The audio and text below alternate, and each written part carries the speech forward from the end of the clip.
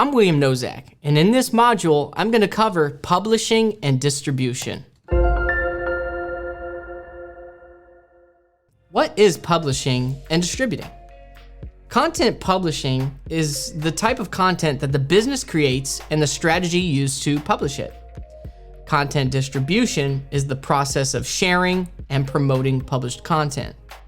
Content types can include ebooks, blogs, podcasts, infographics, videos, webinars, and anything else that people might look at, view, share.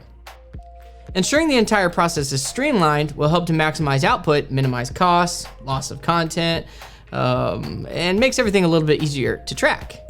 And that goes into production and publication, right? So let's look at some things. So publication and distributing, or publishing and distributing. There's a couple different groups here: owned content distribution, earned content distribution, paid content distribution, an editorial calendar, and a social media content calendar. Let's look at these. So owned content.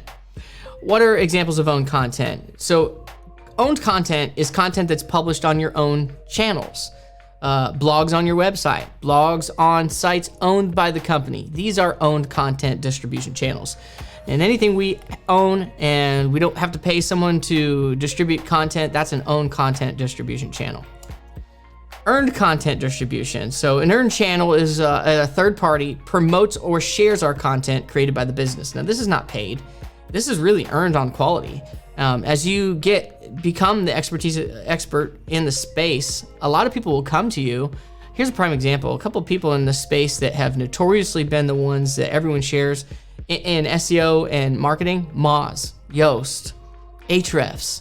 These are really great sources that people just generally share that information on their websites, their social media. This is earned content distribution.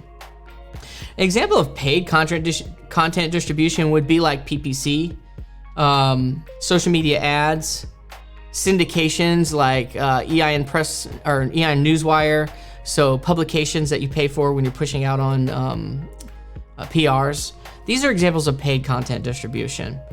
What goes into an editorial calendar? You have to have a sheet that the different parties can access. In our opinion, Google Sheets is the best because it can be edited in real time. Multiple people can edit it and have access to it at once. So what we try to do is you try to establish a workflow and an ownership, like who's got the monkey. You know, if you've ever read the Who's Got the Monkey article from the Harvard Business Review. But whose monkey is it? We always ask. Like, who's in charge of this step and who completed it? Because what you have is you have multiple people sometimes that can complete the same step. And so who completed it and what date? And then whose hand is it in? Monday does a great job with their software of allowing, when something's complete, that task actually flips to another person and they now have ownership of that task, and it allows you to click dates and what category. Really good. Google Sheets worked for us just fine, where we understand the macro research, we understand the individual articles that are going to be written, we have other tabs that tell us here are additional resources that these links will eventually link to, potentially, but those resources are already on the site, so don't link out to those site resources. We've got those additional resources that can be linked to. All of this is in a beautiful kind of in tabular, but also you want to see kind of like a calendar, what information is going to be published at certain times. So there's different tabs that you can set up for who's owning it, who's publishing it, or who's writing, who's researching it, who's writing it, who's proofing it, who's editing it, who's getting the final proof on it, who's writing the schema markup on it, who's pushing it out to the social media channels. This is kind of a great way to really understand who's handling the different part when the content is created. Because although great content can win in Google on its own, the best to stimulate it is to share it in social medias that have traction, get other people to share it in their social medias, sending out in email marketing so that people go to those articles, and Google starts to get a vibe of who likes it, who doesn't like it, what really it should be in the SERPs for. Same thing with social media calendar. Plan out the content for your social media accounts. Try to think about holidays and certain things that happen in your industry at different parts of the season.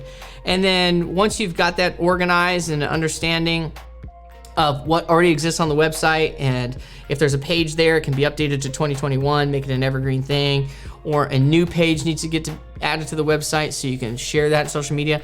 You can really coordinate with your content marketing team. You can coordinate with your website team who's supposed to be publishing these things in a timely manner. And then you can really kind of weave that into how you promote it and when you promote it on social media. And hopefully that content's, top of the funnel, middle of the funnel, bottom of the funnel, and it helps us get impressions, clicks, likes, shares, leads, and sales. So that's publishing and distribution, and distributing. If you need to go back and watch it again. If not, I'll see you in the next module.